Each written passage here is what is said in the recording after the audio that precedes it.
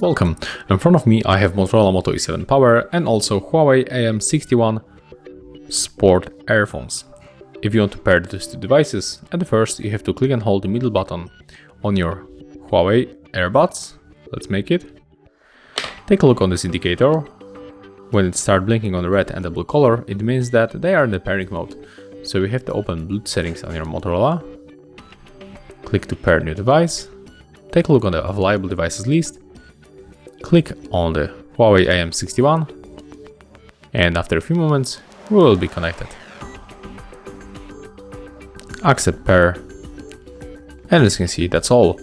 So if you find this video helpful, remember to leave a like, comment, and of course subscribe to our channel.